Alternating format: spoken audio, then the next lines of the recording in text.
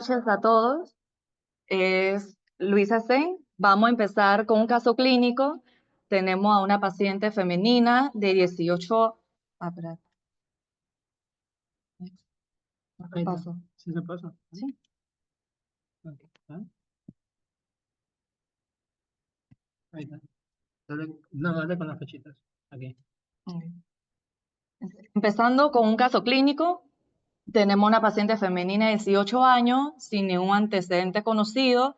Ella es trasladada de un hospital de segundo nivel con historia de accidente vehículo-motor, en donde ella iba en calidad de pasajera, el carro pierde control, es volcado y sufre 2 víctimas fatales en donde fallecen en la escena. En cuarto de urgencias, ella viene con un Glasgow 14 de 15, taquicárdica, taquipneica, con una presión arterial en 107,64 milímetros mercurio, y un ultrasonido con FAS positivo. En cuanto al laboratorio, una gasometría con un pH en 7,38, un CO2 en 29, bicarbonato en 17,5, un déficit base en 7,8, lactato en 3,1, hemoglobina en 7,8, INR en 1,55 y tiempo de ITTP en 35,6. De serie de trauma en la placa de tórax no tiene hemotórax ni neumotórax. En la radiografía lateral de la columna cervical solo se evidencia rectificación sin fracturas.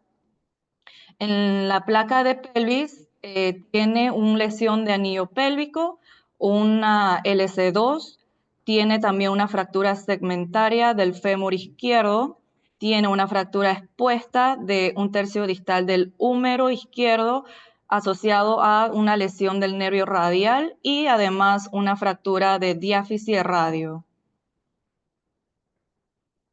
Entonces, ella ingresa con un diagnóstico de trauma hepático, lesión de anillo pélvico, fractura segmentaria del fémur izquierdo, una fractura expuesta de húmero izquierdo con neuropraxia del nervio radial y una fractura de diáfisis radio izquierdo.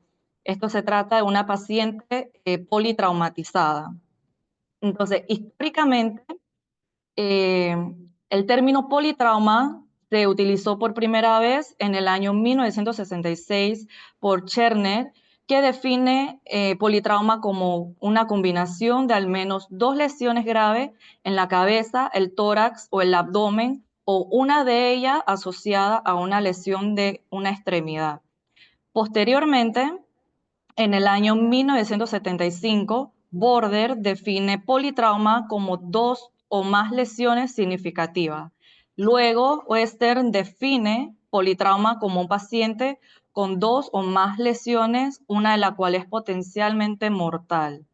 A pesar de que desde la década de 1970 ya existía un puntaje de evaluación anatómica, que es la escala de Injury Severity Score, sin embargo, no se incluyó en ninguna de las definiciones mencionadas.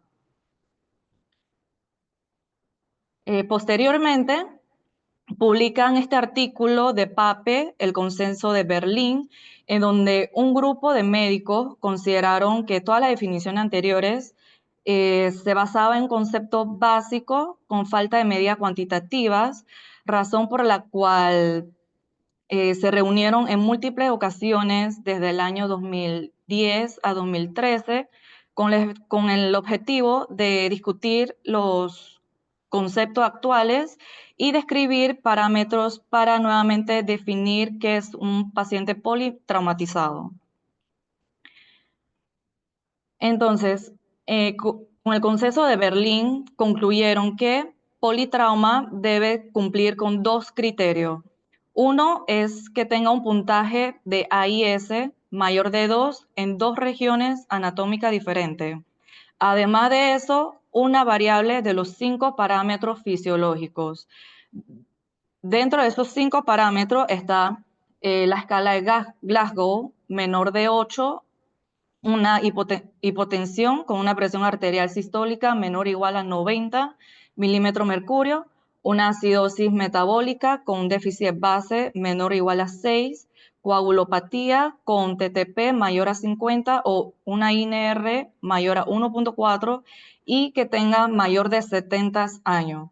Se escogieron estos 5 parámetros ya que se evidenciaron que al tener una de estas aumenta 3 veces la tasa de mortalidad.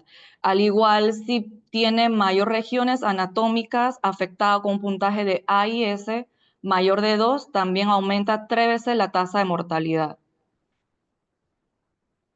Entonces, la escala de AIS es una clasificación anatómica que asigna un número de gravedad a cada región anatómica y evalúa de 1 a 6, siendo el 1 una lesión menor y 6 una lesión incompatible con la vida. Entonces, el puntaje de ISS se evalúa escogiendo los 3 puntajes mayores de AIS y ese puntaje se eleva al cuadrado. La sumatoria de estos 3 puntajes da como el puntaje final del Injury Severity Score. Esto se movió. Entonces, regresando al caso clínico, como había presentado al inicio, esta paciente cumple con 4 regiones anatómicas con un puntaje de AIS mayor de 2 y el total de esto da un score de ISS en 27. Además, también cumple con 2 parámetros fisiológicos ya mencionados, que es la coagulopatía con un INR en 1.55 y un déficit de base en 7.8.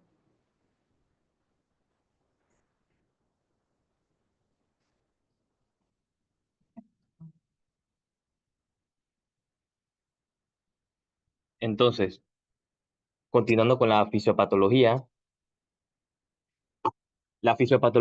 de el politrauma es una red compleja de interacciones. Incluso esto es un concepto que va evolucionando a través de los años. Ya desde los años 80, el concepto de politrauma evolucionó en el sentido de que la hemorragia era la principal causa de muerte en esos tiempos. Entonces, a medida que han pasado los años, entonces se ha evolucionando este concepto en incluir la acidosis, la coagulopatía y la hipotermia como parámetros de muerte. Entonces aquí muestro un estudio del Hospital de Denver, compuesto principalmente por el doctor Ernest Moore, que es cirujano traumatólogo, donde ellos evidencian que aquellos pacientes que tenían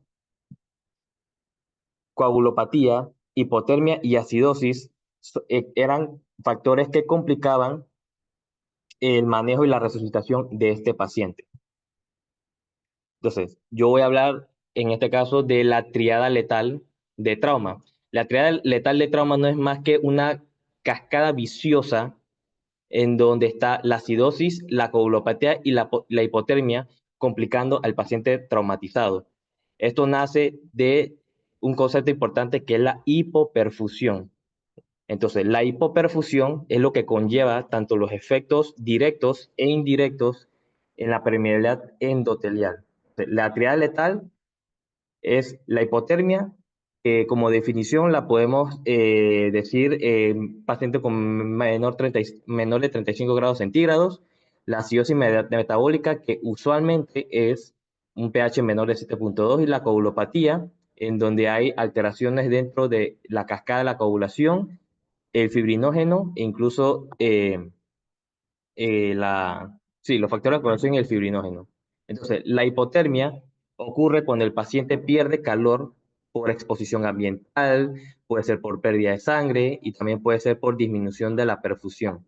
Entonces, ¿cómo la hipotermia causa toda esta triada? Ya la hipotermia causa hipoxia tisular. ¿Cómo lo realiza?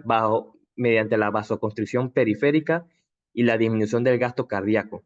Entonces, esto va a llevar a una disminución del transporte de oxígeno y, por lo tanto, la disminución del transporte de oxígeno va a producir la hipoperfusión tisular, que conlleva al aumento de ácido láctico. Entonces, la hipotermia a su vez también causa inhibición enzimática e hiperfibrinolisis, entonces potenciando la degradación de coágulos formados. Entonces, esto se correlaciona también con la acidosis metabólica. La acidosis metabólica, al no recibir suficiente oxígeno, entonces los cambios tisulares van desde un ambiente aeróbico a un ambiente anaeróbico. Entonces se potencia lo que es el metabolismo anaeróbico. Entonces el ácido láctico también altera lo que es la coagulopatía. Para que las plaquetas y los factores de coagulación puedan realizarse de manera óptima y fisiológica, debe estar en un pH lo más óptimo o fisiológico normalmente. Entonces, la acidosis empeora la coagulación. Entonces, la coagulopatía también se afecta por los daños tisulares y la hipoperfusión, ocasionando daño a través de las células, ocasionando hiperfibrinolisis, ya que esta libera factores tisulares, promoviendo la conversión de plasminógeno en plasmina, lo que resulta en una degradación acelerada de la fibrina. Entonces, la triada letal de la muerte en el trauma es una cascada viciosa en donde ellos se interrelacionan entre ellos y al final produce la muerte. Entonces, voy. Se mueve. Incluso hay relación entre la triada letal de la muerte y el Injury Severity Score.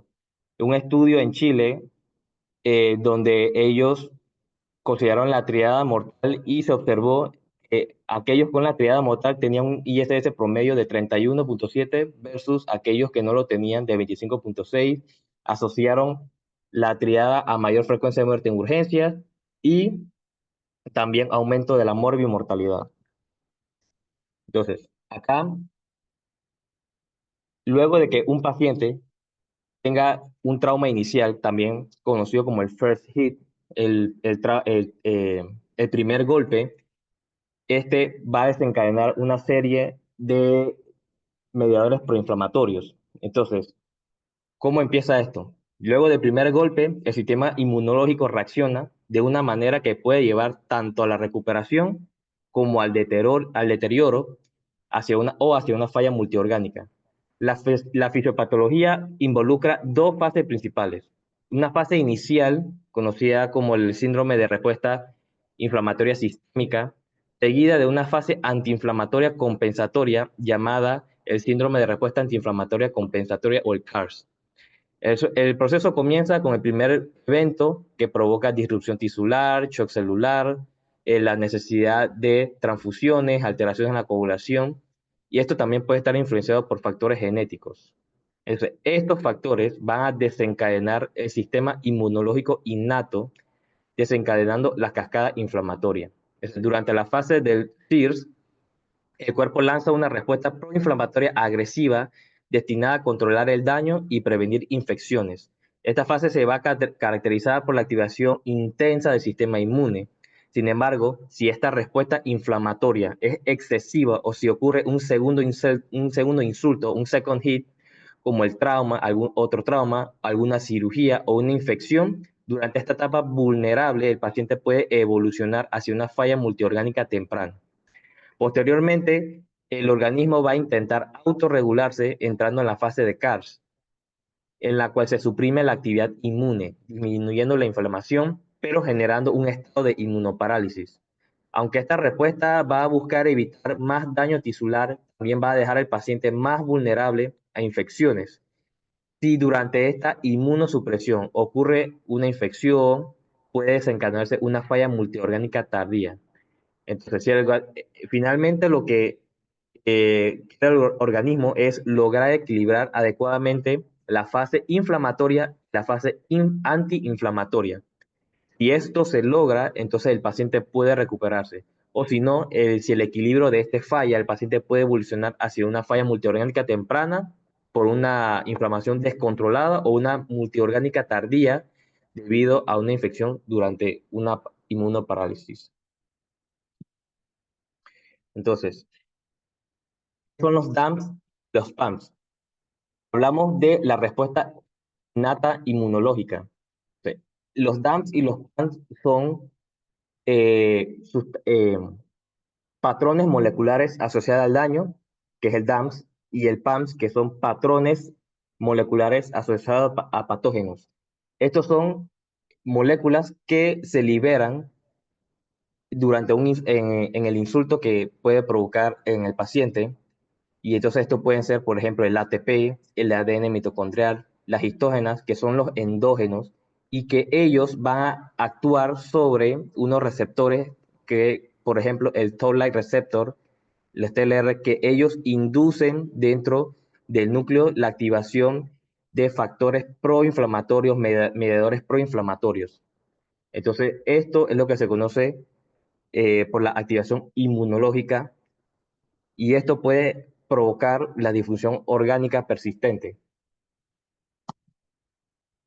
Además de eso, también se habla del daño tisular. Entonces, más adelante voy a hablar también del daño tisular como factor importante en el segundo hit. Entonces, lo que se hablaba antes era de la triada letal, que consistía en lo que ya mencioné, pero se agrega también un cuarto factor, que es el daño tisular. El daño tisular, en el segundo hit que comentan, este daño tisular va a provocar que se liberen mediadores inflamatorios, vasoactivos y citocinas proinflamatorias, que lo que buscan es contrarrestar eh, y controlar la infección en el caso de algún segundo hit. Entonces, este tipo de liberadores inflamatorios se van a liberar principalmente en el pulmón y en el intestino, donde el pulmón es la principal red de células endoteliales. Entonces, acá le muestro una imagen que habla de los 4 círculos interactivos propuestos por Hans Christoph Pape y Ernest Moore, donde ellos hablan de este ciclo, en donde si ven en el medio, el final es la disfunción inmune. Entonces, este círculo, si ven, hablan de la coagulopatía, la hipotermia, la hemorragia y la lesión tisular. Colocando la lesión tisular como un factor adicional en la fisiopatología del paciente politraumatizado. Entonces, la coagulopatía va a producir microtrombos y a la vez esto, hipoxemia. La hemorragia también causa hipoxemia y liberación de mediadores. Todo esto, la hipoxemia también causa la acumulación de ácido láctico.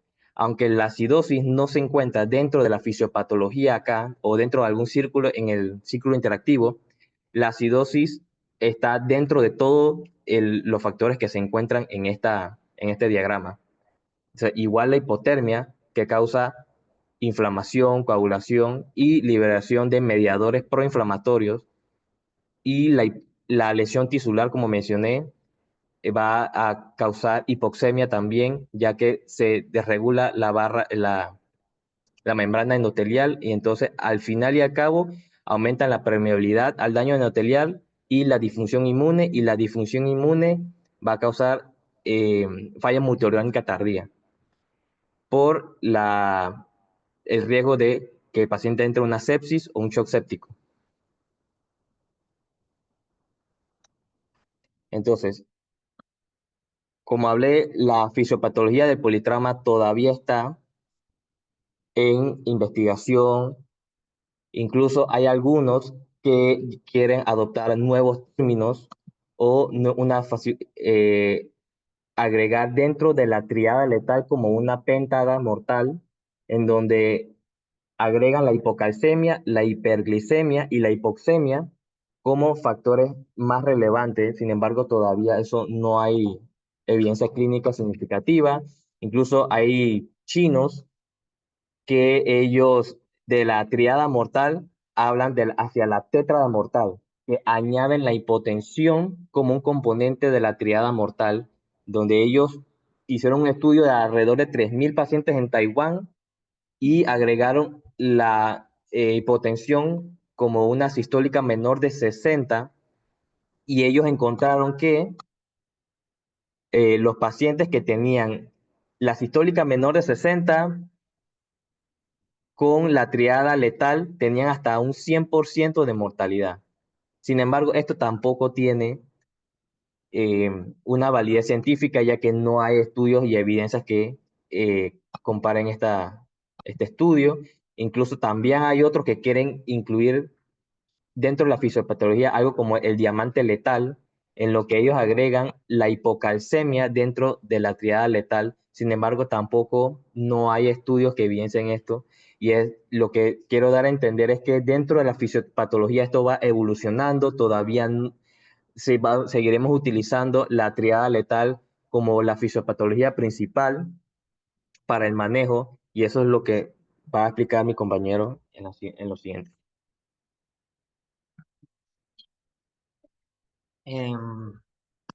Bueno, continuando con el tema, en este caso seguiré por la parte de coagulopatía. Cuando ocurre el trauma, uno sufre lo que es una coagulopatía inducida por trauma, que si bien no existe una definición concluyente, se sabe que prácticamente sería cualquier situación en el paciente con trauma que le vaya a causar una alteración de los tiempos de coagulación. En este caso, la coagulopatía inducida por trauma tiene una incidencia aproximada de un cuarto de los pacientes.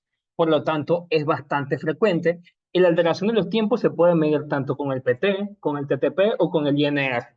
Todos estos demuestran un aumento de la tasa de mortalidad. En el caso del PT, demuestra un aumento de aproximadamente un tercio de las causas de muerte. El TTP triplica las causas de muerte y el NRS tiene un resultado similar de triplicar las causas de muerte.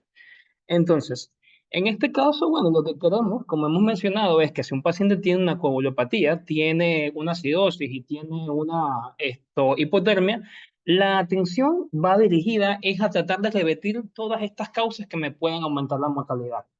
Entonces, para poder entonces centrar mis esfuerzos en volver a reoxigenar la sangre, y mejorar los tejidos lesionados y bueno.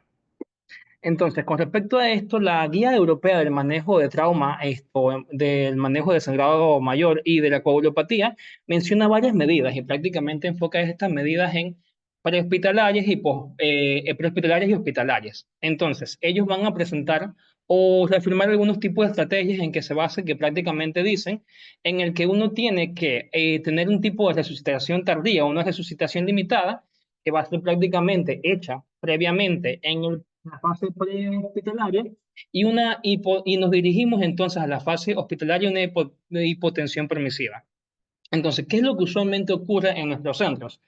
Está la reanimación estándar en que empiezo y doy 2, 3, 4, 5 litros de cristaloides y lo que va a causar es que prácticamente ocasiona una coagulopatía ilusional. El paciente se le van todos estos coágulos que había formado simplemente por el exceso de fluidos, lo rompe, aumenta la hemorragia y aumenta la mortalidad. Entonces, ¿qué es lo que debo hacer? En mi fase prehospitalaria, enfocarme en dar una resucitación limitada, o sea que voy a hacer una cantidad de líquidos definidos, solamente voy a dar aproximadamente 500 ml de líquidos cristaloides y tratar de limitarme a esta cantidad. Y ya cuando llega al cuarto de urgencia se pueden entonces activar los protocolos de transfusión masiva y otras medidas en caso de que el paciente siga con hipotensión. Entonces, estos tipos de intervenciones, como dije, son tres: la hipotensión permisiva, la restricción de líquidos y la resucitación tardía. Y todos estos tienen amplia evidencia. Y en esto prácticamente es lo que se basa en la Guía Europea del Manejo de Sangrado, en que tengo que tratar de entender cuál es la respuesta a la reanimación inicial en base a estos 500 ml de challenge, de fluido, y tratar de utilizar más que todo para evaluar si el paciente respondió o no algunos índices que están bastante validados, que sería lo que sería el índice de choque más que todo, que es el más fácil de usar, y lo que es la presión de pulso, pero en este caso para la presión de pulso tendría que tener una gasometría arterial en que pueda haber la variación de la presión sistólica y la presión diastólica en todo momento.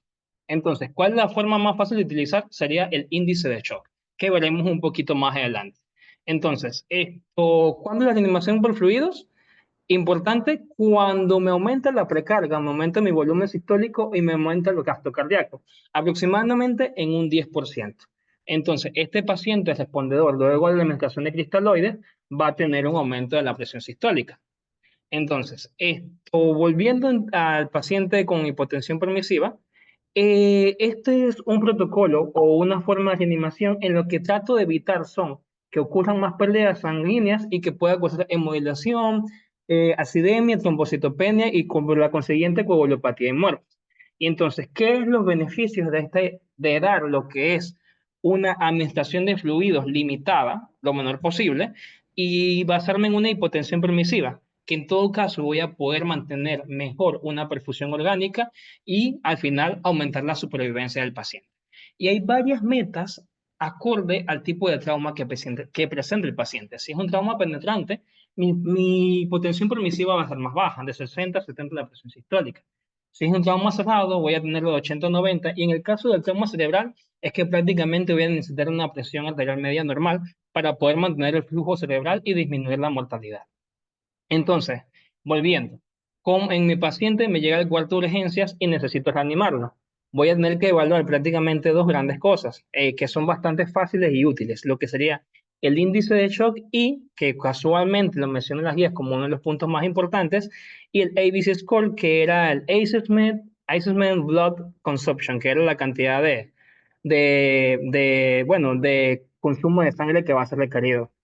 Y entonces, en base a esto, puedo determinar prácticamente si el paciente va a requerir sangre o no. Entonces, ¿de dónde sacamos esta evaluación de consumo de sangre? En el que se hicieron varios estudios, en el que el principal era del 2009, en el que mencionaban una corte prospectiva de aproximadamente 500 pacientes, en el que vieron que todos estos pacientes que tenían más de 2 cruces tenían una alta sensibilidad y sensibilidad, esto de aproximadamente 75 y 86%. Entonces, ¿a qué voy con esto? Que si tenían más de 2 cruces, tenía, por ejemplo, la presión sistólica menor de 90, la frecuencia cardíaca mayor de 120, un FAS positivo o un trauma penetrante, este paciente iba a necesitar transfusión masiva para poder mantenerse vivo prácticamente. Entonces, el otro punto que es importante destacar es el índice de choque, que nuestra paciente, volviendo al caso, tiene una frecuencia cardíaca de 130 y una presión sistólica de 90, y eso da un índice de choque de 1.22. Definitivamente, esta paciente también iba a requerir lo que era la administración de sangre. Entonces, esto también está altamente validado y hay una aclaración que en el inicio de esto, el índice de choque se tomaba como valor de corte el de 0.9 y utilizando como ese valor de corte tenía un aumento de una diferencia en el que había 1.6 veces mayor riesgo de que el paciente muriese en caso de que tuviese un índice de choque positivo. Más adelante vamos a ver que este índice de choque, como predictor de necesidad de transfusión de sangre, se revalidó. Y en este caso, en un estudio de mayor cantidad, en el que tenían aproximadamente 8.000 pacientes, en el que presentaron aproximadamente un 20% un índice de choque positivo. En este caso, el punto de destacar es que ellos volvieron a hacer prácticamente verificar mediante curva ROC el punto de corte. El punto de corte en este caso de 0.9, que era el punto de corte más ampliamente usado, lo bajaron a 0.8. Y aún así, tomando este nuevo punto de corte, encontraron que un índice de choque positivo tenía una relación directamente proporcional con el New Injury Severity Score, con el Injury Severity Score, con una disminución de presión de pulso y con las necesidades de transfusiones masivas y, por ejemplo, la paratomía exploratoria y mortalidad. Entonces, prácticamente, tener un índice de choque positivo aún bajando el punto de corte me especifica que primero es un paciente que va a tener mayor riesgo de mortalidad y morbilidad y que va a requerir también el uso de transfusiones masivas. Y es un índice rápido y fácil de utilizar. Entonces, el otro punto a destacar es que para colocar en en un punto de corte 0.81, estos tenían un valor predictivo positivo de 16 y un valor predictivo negativo de 98. ¿Y en qué esto es positivo? Que al decir que prácticamente si un paciente presentó un índice de choque negativo, el 98% de esos pacientes tendrán o no tendrán más que todo la necesidad de transfusiones masivas. Entonces, prácticamente, a pesar de comentar una sensibilidad al bajar el punto de corte, esto pueden excluir de forma más segura aquellos pacientes que no van a necesitar transfusiones masivas. Entonces, en nuestro hospital, de hecho, existe un protocolo de transfusión masiva que se empezó a implementar a finales del 2023, en el que prácticamente mencionan tres tipos de situaciones: un shock producido por trauma, que de hecho es el que nos estamos centrando nosotros, un shock por obstetricia, un shock hemorrágico, por ejemplo, de otra causa, ya sea por un paciente con un tipo de trombofilia o coagulopatía. Entonces, ¿qué es lo que vamos a tener? Se activa este protocolo de transfusión masiva por un médico especialista. Sin embargo, este médico especialista tiene que ser la misma persona que lo finalice, pero no necesariamente él tiene que llamar. Él puede designar a otra persona que en su representación active este protocolo. Entonces, ¿qué es lo que va a activar? Va a solicitar 2 unidades de glóbulos rojos empacados sin cruzar y va entonces a reservar 4 unidades de glóbulos rojos con 4 unidades de plasma y un aferesis de plaquetas. Todo esto va a ser repartido prácticamente en 2 bloques. En transfundir un primer paquete que es de glóbulos rojos empacados y plasma fresco congelado, y luego un segundo paquete de que es de nuevo glóbulos rojos empacados, pero en este caso con el pool de plaquetas. Entonces, esto se va a seguir repitiendo una y otra vez hasta que el protocolo de transfusión masiva sea prácticamente eliminado por la persona que lo activó. Entonces, cosas importantes aquí lo que es esto, el caso de activación del protocolo de trauma, que si se fijan los componentes clínicos para activar el protocolo son una presión sistólica menor de 90, una frecuencia cardíaca mayor de 120 por minuto, un trauma penetrante y un ultrasonido FAS. O que clínicamente el doctor puede inferir que el paciente ha tenido una hemorragia masiva que pueda comprometer la vida, que puede ser al ojo 50% de su volumen en un tiempo súper rápido, menor de 3 horas. Entonces, si hacemos la comparación de nuevo de esto, del protocolo que utilizamos en el Santo Tomás, es prácticamente utilizar el ABC Score, que es prácticamente el protocolo de predicción de necesidad de transfusiones masivas.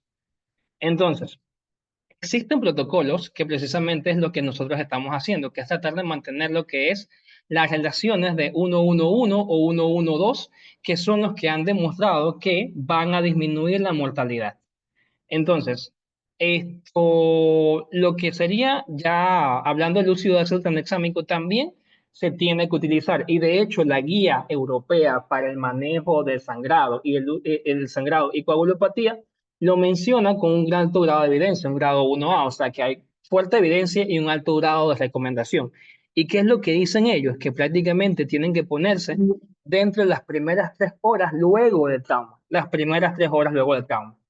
Entonces, ¿qué cabe destacar de esta recomendación? Las 3 horas, ya que si buscamos la referencia del artículo original que muchos hemos visto, se basaba en el CRUSH-2, que era un estudio de aproximadamente 20.000 pacientes en 40 países, en 240 hospitales, en que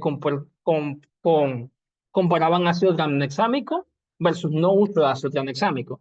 Y se pudo ver en ese momento que prácticamente disminuía todas las causas de mortalidad cuando se administraba el ácido tranexámico dentro de la primera hora o dentro de las 3 primeras horas, siendo más efectivo entre antes se pusiese. Sin embargo, si se administra luego de las 3 horas, o da igual, o inclusive en algunos casos, algunas series de casos, hasta incrementa la mortalidad. Así que lo importante con esto es hacer la salvedad de que tenemos que administrar el ácido tranexámico es prácticamente dentro de las 3 primeras horas del trauma, ya que de hecho sí va a ser significativo para los pacientes y disminuir la cantidad de muertos que existen por politrauma o trauma con sangre.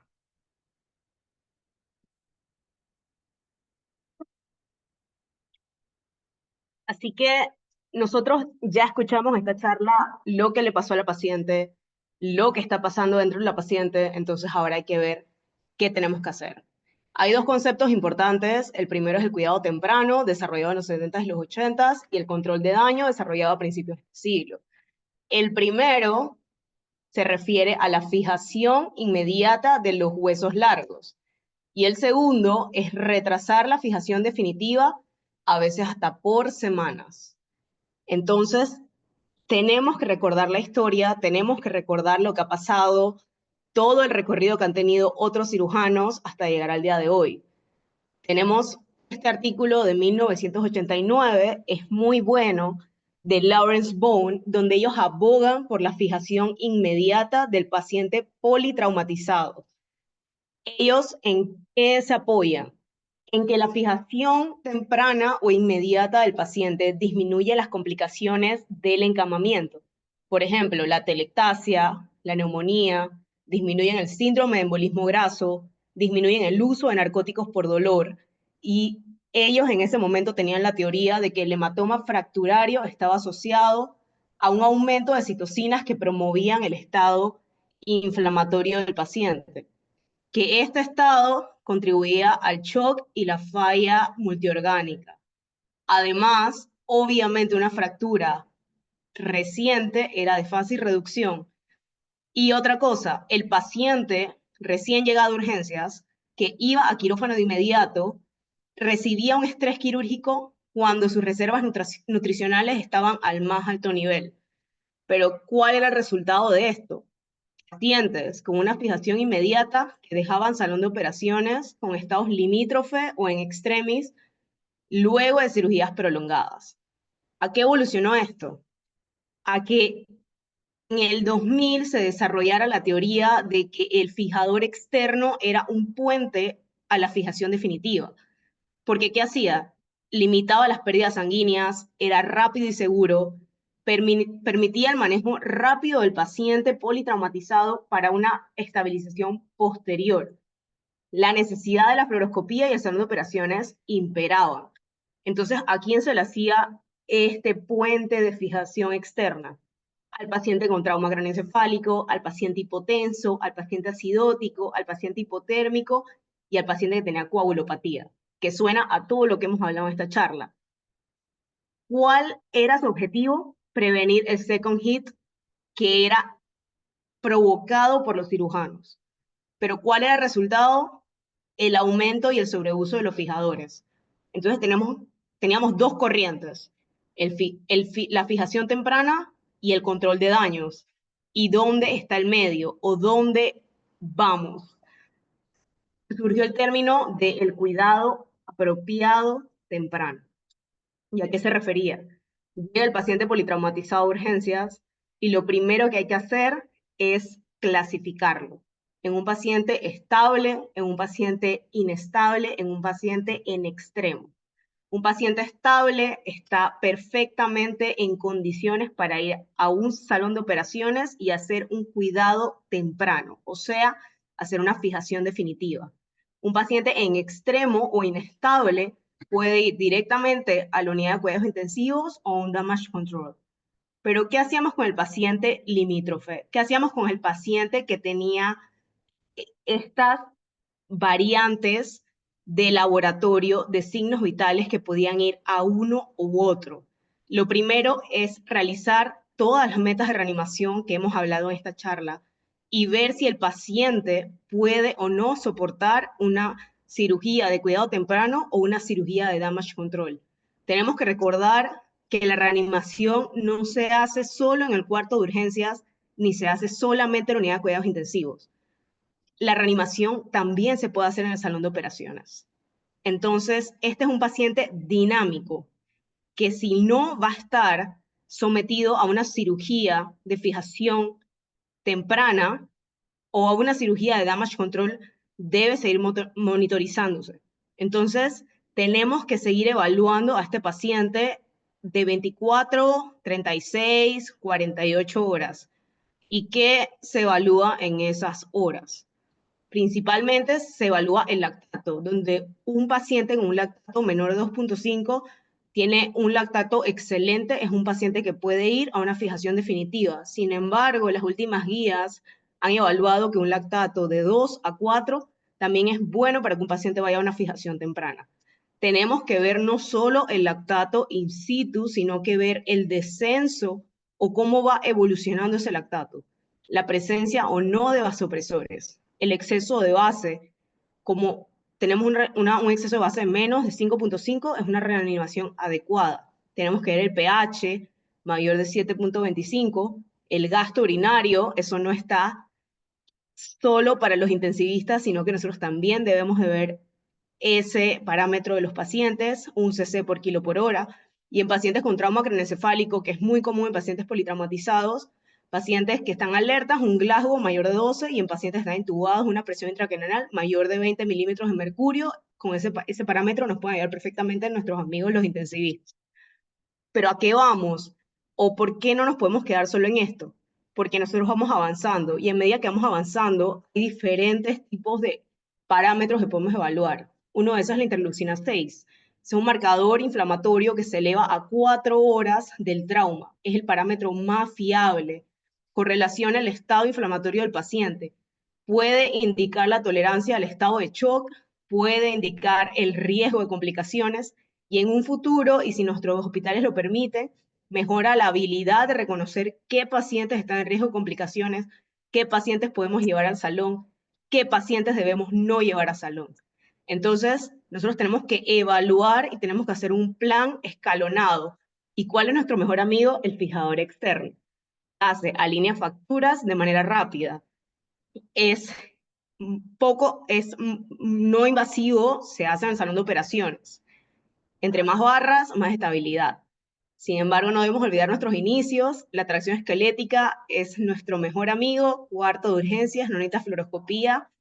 Se puede utilizar en cizallamientos vertical de pelvis, en fracturas de fémur, es rápida, es fácil, lo puede poner cualquier residente. Lo que sí hay que recordar con la tracción esquelética, es difícil la movilización en pacientes de UCI, mayor tasa de complicaciones pulmonares y de úlceras por presión. Nuestros pacientes politraumatizados tienen diferentes tipos de lesiones, y una de las lesiones más comunes es la lesión de anillo pélvico. Usualmente en las lesiones de anillo pélvico se retrasa la cirugía. ¿Por qué? Porque decimos que una cirugía de pelvis es muy invasiva, una cirugía de pelvis es prolongada, una cirugía de pelvis es mayor de 90 minutos. Una fractura de pelvis que da cuarto de urgencias, un libro abierto, necesita una estabilización urgente por compresión mecánica externa, ya sea por una sábana, ya sea por un pelvis sling, y una fijación externa es un método que debe ser evaluado en pacientes que requieran tiempos prolongados de reanimación o en pacientes que van a la parotomía. No hay que retrasar la fijación de la pelvis por un paciente inestable, ya que 1/3 de los pacientes que llegan con fracturas o lesiones a anillo pélvico al cuarto de urgencias son pacientes que están estables o pacientes borderline, que son respondedores rápidos y se pueden fijar de manera temprana. Todo lo que yo acabo de decir está englobado en un concepto que se llama cuidado apropiado temprano del paciente, donde uno evalúa y clasifica al paciente politraumatizado. Hay que trabajar, aunque no nos guste, con la cirugía de trauma, con los intensivistas. Es un paciente dinámico que cambia de hora a hora. Hay que realizar un planeamiento desde que el paciente llega al cuarto de urgencias. Nosotros tenemos que poner a prueba nuestro mapa mental, tenemos que desarrollar diferentes técnicas, ya que el planeamiento adecuado para el manejo de este paciente reduce los riesgos de complicaciones pulmonares, de trombosis venosa profunda, de lesión renal, disminuye la esteada de UCI, y tenemos un paciente que se puede rehabilitar en poco tiempo, recordando que nosotros trabajamos por y para el paciente. No sé si recuerdan el caso que dijimos hace como 1 hora al iniciar la charla, que era una paciente que vino trasladada con un politraumatismo. Esa paciente fue llevada a una cirugía de control de daños, donde se le hizo debridamiento y lavado del húmero, se le puso un fijador externo en el fémur, se le puso un fijador externo en el húmero izquierdo, se le puso una férula en el antebrazo izquierdo. Al día 7, cuando los parámetros del laboratorio estuvieron estables, se llevó a la cirugía de pelvis, donde se hizo una reducción cerrada con fijación percutánea, con tornillos, se le puso un clavo de húmero y se le puso una placa de radio. El día 10 se llevó a un enclavijamiento de fémur, y lo que podemos ver con esta paciente es que se hizo lo que se tenía que hacer. Se clasificó el paciente, era una paciente que estaba inestable, donde se llevó al salón de operaciones, donde se realizó la reanimación en salón de operaciones, se le hizo un damage control, se evaluó día tras día, y en el momento que la ventana de operación segura estuvo abierta, se llevó a salón y se hicieron las 2 cirugías definitivas. Tenemos los resultados de la paciente a los 6 meses, donde tenemos unión de las fracturas de fémur y de húmero, y tenemos una paciente al año, donde la paciente es una paciente independiente, donde está feliz de sus resultados, donde se siguieron los flujogramas, donde se siguieron las guías, donde se realizó lo que se hizo lo que se tenía que hacer, y para eso estamos, por y para el paciente. Estamos por eso es que estamos aquí y por eso es que trabajamos. Y muchísimas gracias.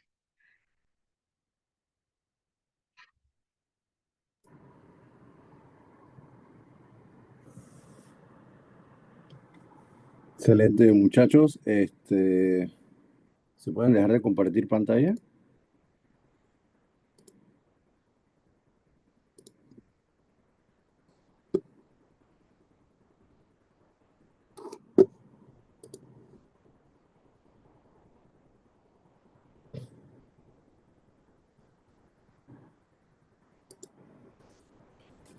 Listo, a manera solamente de reflexión final acerca de todo lo que hemos tratado de transmitir el día de hoy, les dejo esta pregunta: ¿el politrauma es o no es una enfermedad? ¿No? Normalmente, y en la jerga de pasillo, siempre lo hemos conocido como un paciente pues, con lesiones severas múltiples, ¿no? Así sobresimplificando el asunto, ¿no? Pero ¿es o no es una enfermedad? La Organización Mundial de la Salud desde 1948 definió muy bien la salud como un estado de bienestar físico, mental y social, y no solamente la ausencia de enfermedad. Pero en ningún lugar, hasta el día de hoy, define en sus cartas enfermedad. Múltiples otras entidades lo han definido y siempre encuentras esta diferenciación que vemos aquí en esta definición de la Enciclopedia Británica, en lo que hablan que básicamente la enfermedad es una desviación de la homeostasis del organismo, pero que difiere en naturaleza de una injuria externa, de un factor externo. O sea, siempre dejan el trauma como si fuera algo extraño. Reconocen los patógenos externos, pero no los mecanismos externos que pueden causar daño. Por eso que en la clasificación internacional de las enfermedades, seguimos siendo nada más que pues, una lista de traumas. Trauma en cráneo encefálico, trauma torácico, trauma abdominal, trauma, etcétera, etcétera, etcétera, etcétera. Y nos meten por allá con las intoxicaciones, las quemaduras y todo lo demás.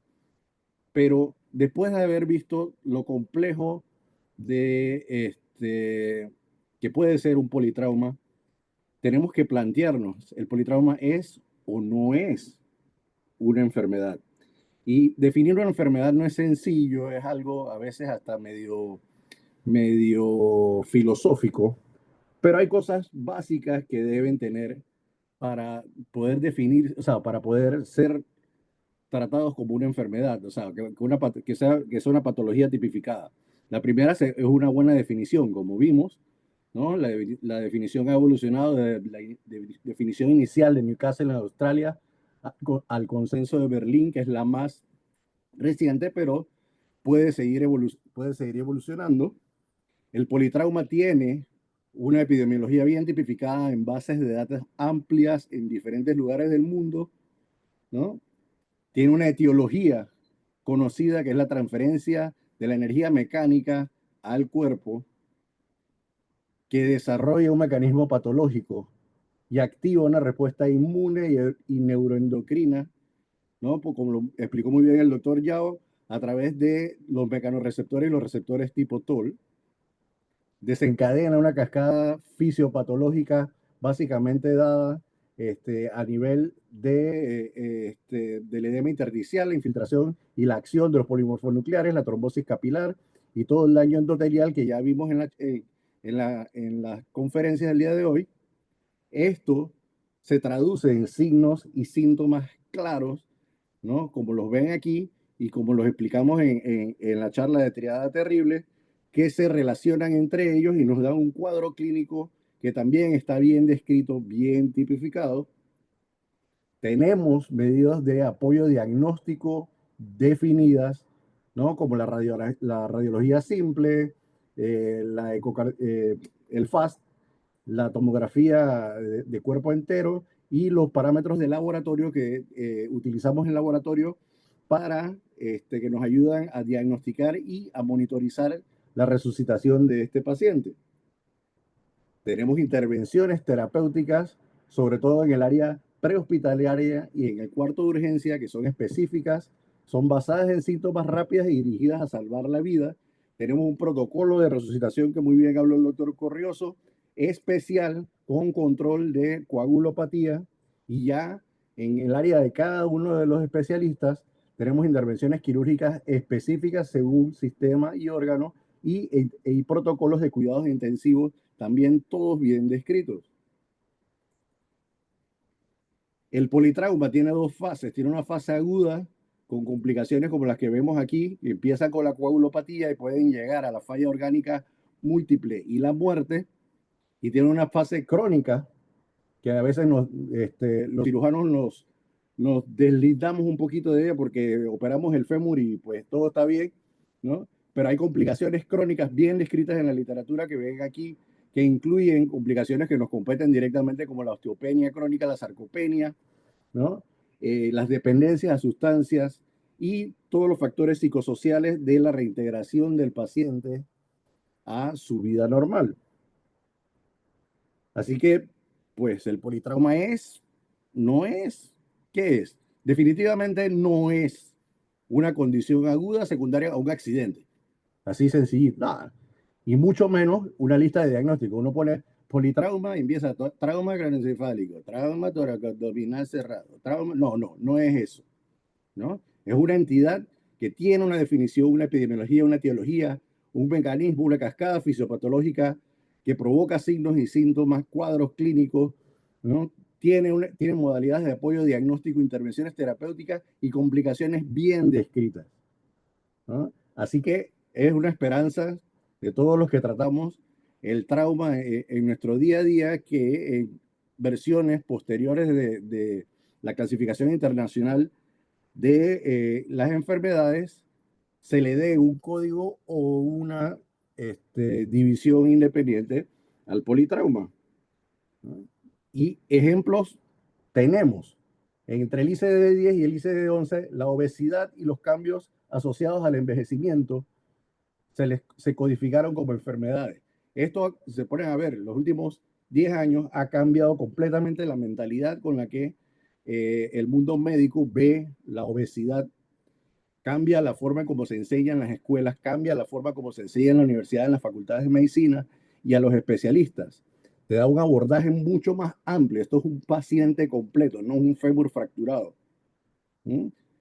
Y nos permite tipificar sobre todo complicaciones. Hay cambios en las políticas sanitarias.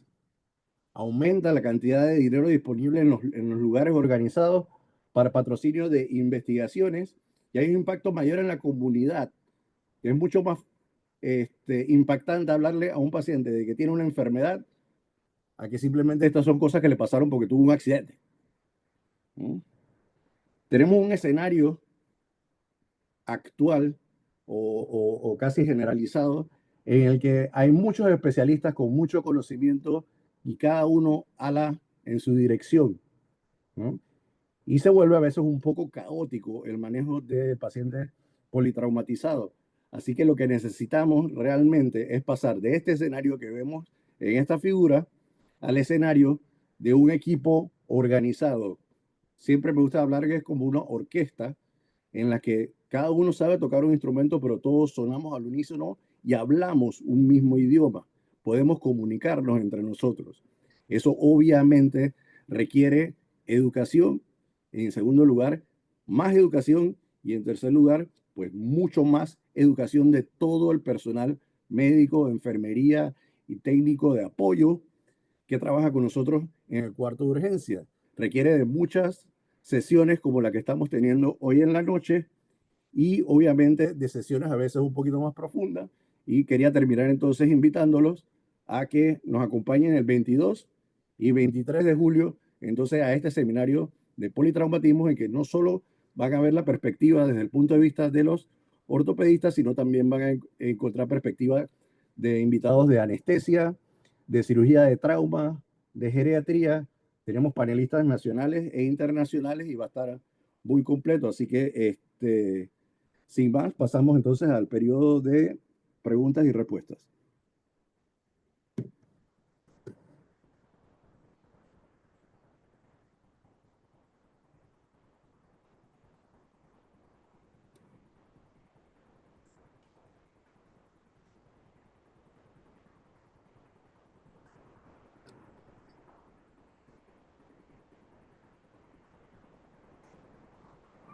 Ok, tenemos una pregunta aquí de Gerinaldo, ¿no? Gerinaldo nos Sí. pregunta que si nuestro sistema de salud brinda el manejo de politraumatizado eficientemente bajo los parámetros presentados.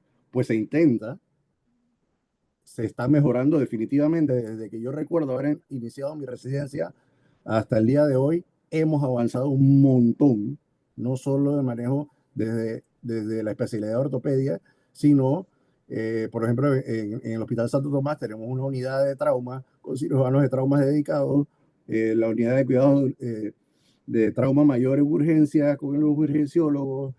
Hay mucha intercomunicación entre servicios, sobre todo del manejo del trauma, y estamos lejos todavía de las condiciones ideales, pero definitivamente estamos avanzando y hemos avanzado mucho en el tiempo, en mi corto tiempo de vida.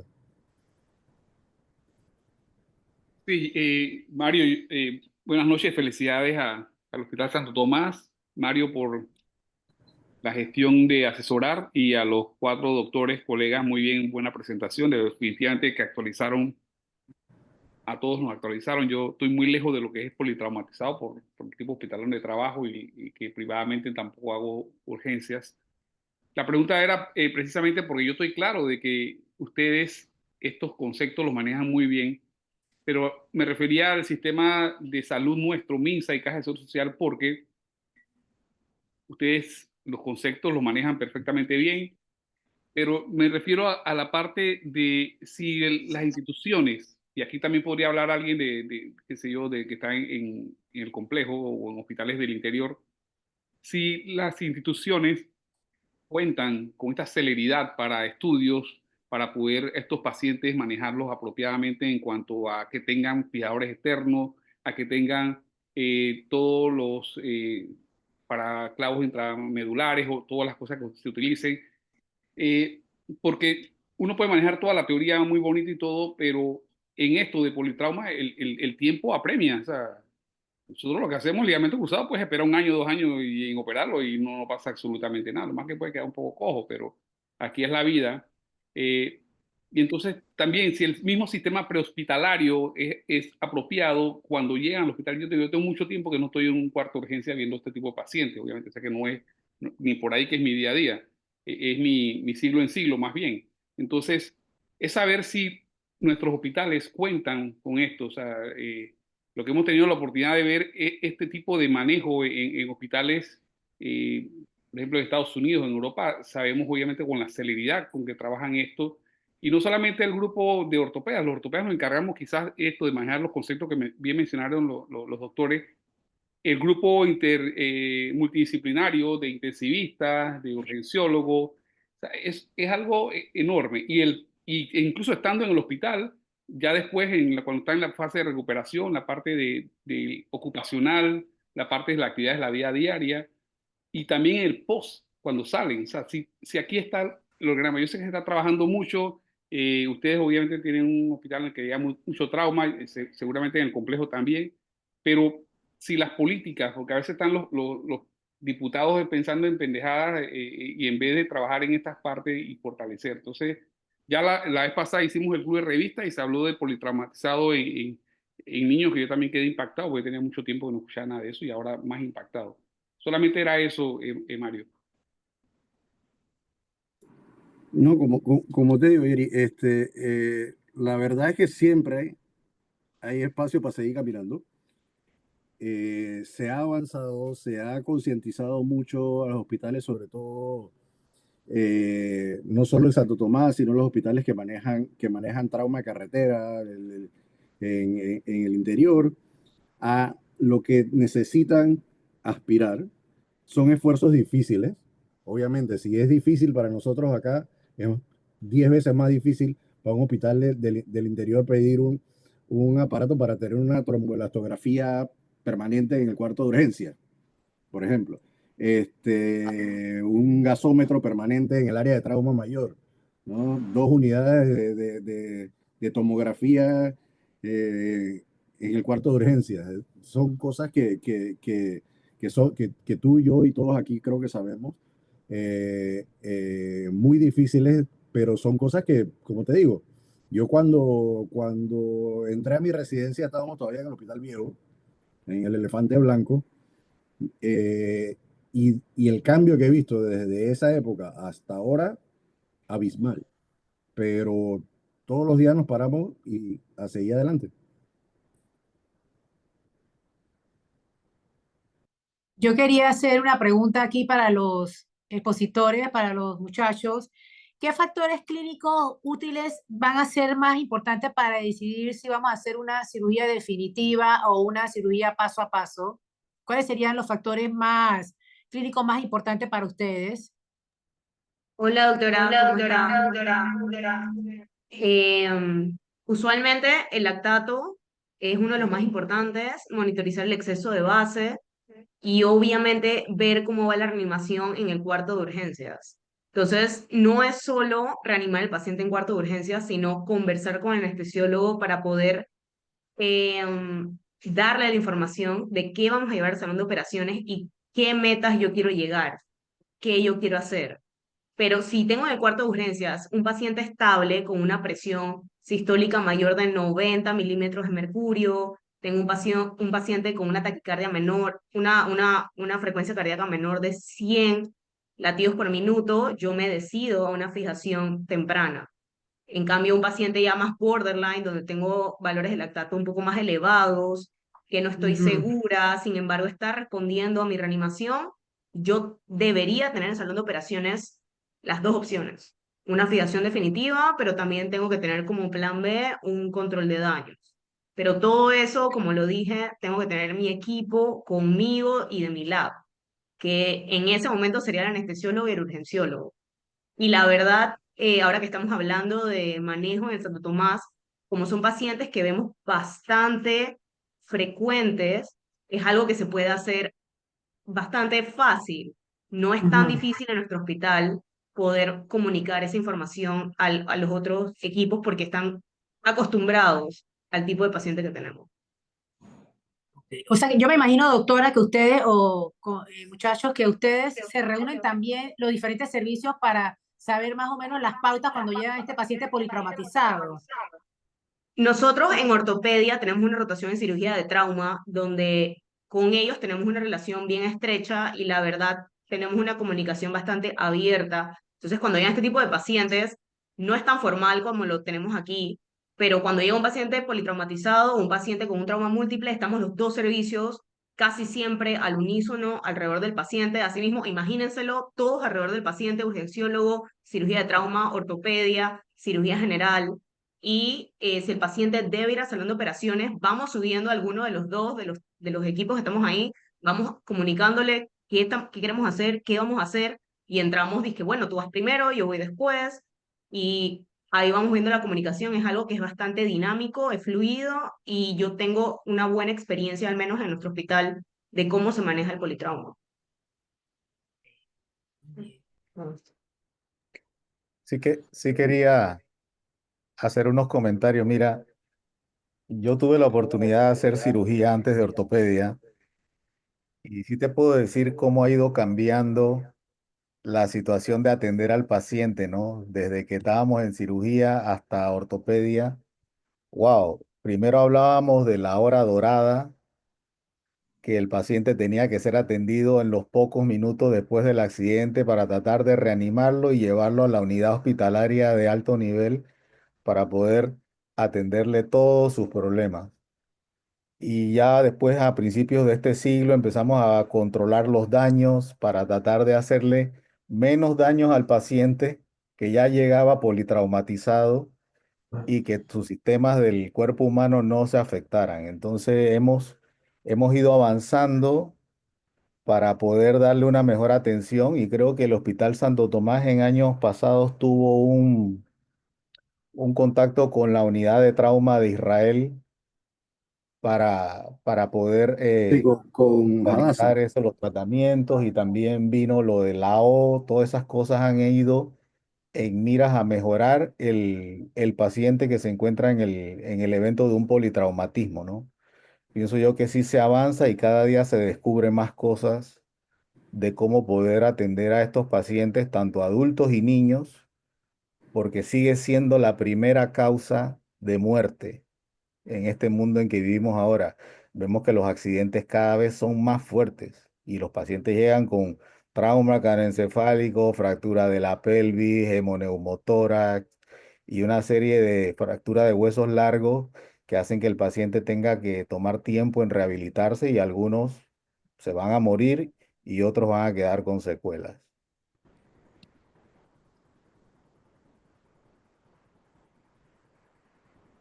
No Sí, sé sí. si hay Y, alguna otra preguntita por ahí. nada más, Ricky, para complementar ahí un poquito, y también lo que preguntaba Josie y lo que bien respondía la doctora Cantilo, es que es eso, al final del día es comunicación, es hablar el mismo idioma y que todos tengamos los conceptos claros en la cabeza, ¿no? El problema es que nosotros por muchos años fuimos, y digo nosotros, me refiero a los ortopedas, por muchos años fuimos carpinteros, por tratar de buscarle un término así muy suave, Pintoresco. ¿no? Sí, carpintero, simplemente uno veía qué hacía y en el momento que te dejaban hacerlo y tú nada más ibas a lo tuyo.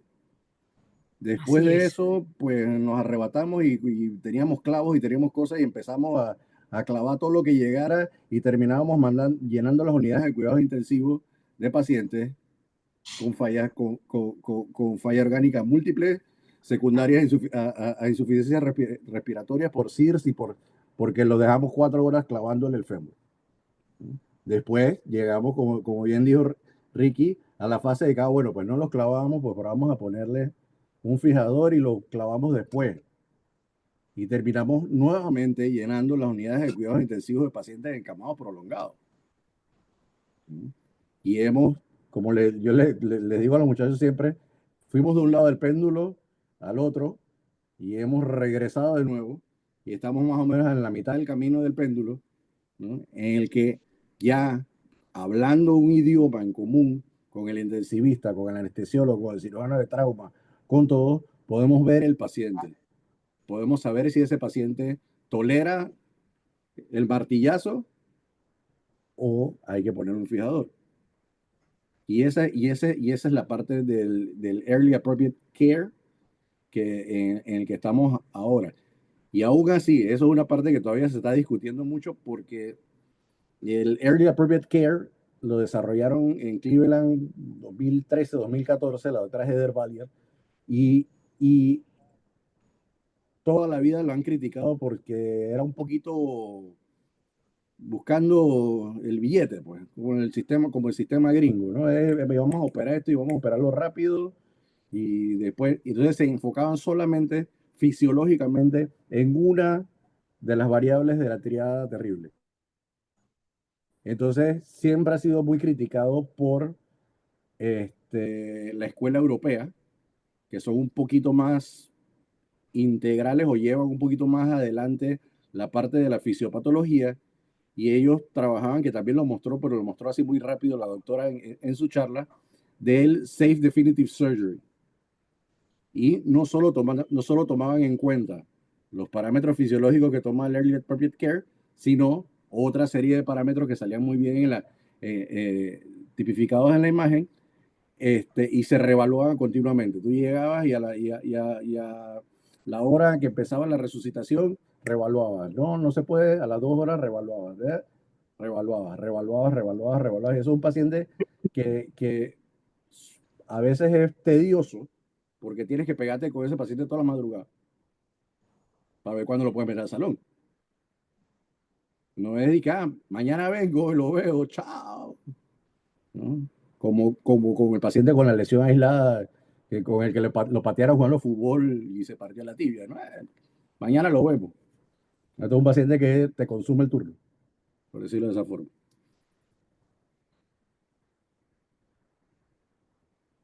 No sé si tienen alguna otra pregunta.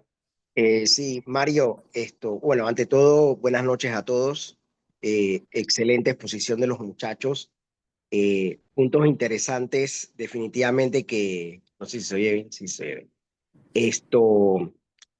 Interesante eso que dice Mario de cambiar esa perspectiva que habitualmente tiene el resto del ortopedista y ser el que a veces le toca tomar la decisión inicial o la batuta en este tipo de pacientes y ver todo este vuelo fisiopatológico es muy interesante. Hay dos cositas que me quisiera tocar. Uno, la doctora tocó el tema de esa rotación de cirugía de trauma. O sea, si bien es cierto, con AOI, como bien mencionó el doctor Mosquera, cómo fuimos avanzando en este tema. Algunos nos tocó aprender un poco más de la parte del lado de los intensivistas, incluso empezando, antes incluso de ser ortopedista, la parte esta del trauma de la triada fatídica, pero veo que tienen bien estructurado eso de la rotación. Esto, me gustaría que me hablaran un poquito de eso porque es interesante en cuanto a formación de los Eso está, residentes. Juanqui, eso está en el Programa Nacional de Residencia. Yo lo sé, lo toqué a propósito por eso. No, por eso. Lo toqué a propósito porque Todos los debería estar. muchachos que muchos de ellos están conectados, o todos de ellos, no sé, están conectados en este momento, tienen, no es de que, voy a ver si me gustaría, no, tienen para que le den su diploma, que rotaron un mes en la unidad de trauma del Hospital Santo Tomás. Entonces, eso fue una victoria de los locos de traumatólogos. No, perfecto. Perfecto. Y lo otro, esto es una consideración con respecto a normativas, como bien dijiste, así como la obesidad. Yo soy un convencido de que la obesidad hay que tratarla y eso es parte de, no hago esta parte así como ustedes, me toca verla a veces de reojo, pero igual la obesidad para mí es un día a día hablar de ese tema con mis pacientes, en la parte de reconstrucción sobre todo. Pero así como la obesidad, también con el politrauma. Y para obesidad sí se tomaron este tipo de políticas. ¿Hay algún tipo de movimiento que se esté haciendo por también apoyarlo? Te lo digo porque a mí a veces se me ocurre, siempre he pensado en que a veces las unidades de trauma deberían tener sus áreas o sus momentos de guardia y turno, no del general, sino ser un equipo como tal, con su quirófano como tal, o sea, el equipo completo, no solo ortopedia, sino cirugía de trauma, el anestesista, porque así como yo quiero un anestesista que tiene que saber manejar cirugía ambulatoria de corta estancia, pues el anestesista que va a manejar trauma también tiene, así como el que hace bariátrica, como el que hace columna, perdón, como el que hace cabeza y cerebro. Me imagino que todas estas cosas deben estar bastante bien estructuradas ya. Digo, no estamos descubriendo el agua tibia, pero ustedes son los que conocen cómo se calienta esa agua. Sí, está en el tapete y como dije hace un rato, pues son de las cosas en que tenemos que mejorar. Todavía las guardias se manejan como eso, como guardias generales, y uno tiene que ver el politraumatizado y el piedrero con el acceso de mano, ¿no? O sea, igual en el mismo turno. Y sí, es una cuestión y por eso es que digo que al final, si tú tomas, por ejemplo, el ejemplo que di en la presentación y que tú trajiste a colación, que es la obesidad. La obesidad hace muchos años se consideraba más nada que una consecuencia. El tipo come mucho y es obeso, pues, ¿no? Ya se ha descubierto toda la fisiopatología y se descubrió toda la fisiopatología detrás de la obesidad como tal, al punto que se ha tipificado y se ha codificado como una enfermedad. Entonces se le toma con la seriedad adecuada. Y a eso iba la reflexión de la presentación final, a que el politrauma ha evolucionado y está llegando al punto en que tenemos que darle la seriedad que se merece. Y obviamente parte de eso es el esfuerzo que están haciendo. Sí, hay un grupo organizado entre la gente entre los grupos de Australia, de Reino Unido y de Alemania, que están empujando a la Organización Mundial de la Salud para esto, pero acá nosotros somos mirones a veces en eso, en esas luchas diplomáticas y políticas. Yo sí los anuncio. Sí, buenas noches. Entonces, antes de despedirnos, recordar pues el pago de la anualidad de la SPOT, que son 150 balboas. Vamos a tener también las siguientes actividades académicas. Primer encuentro regional de la SPOT, que será en el Hotel Gran Azuero los días 23 y 24 de mayo del 2025, para que se vayan inscribiendo.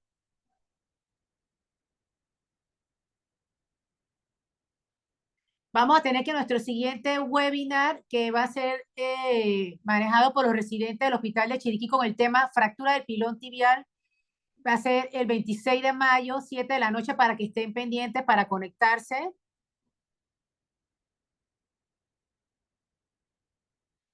Recuerden también la actividad que vamos a tener en el mes de julio en el Congreso Internacional de Ortopedia, con lo que es el Hospital de Chiriquí y también la Sociedad Panameña de Ortopedia, donde también se tendrá el Congreso de la Sociedad Panameña de Cirujanos de Hombro y Codo.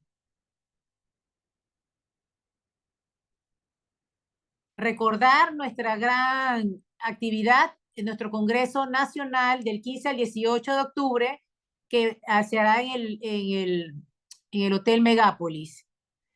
Y la del Club de Revistas, Ricky.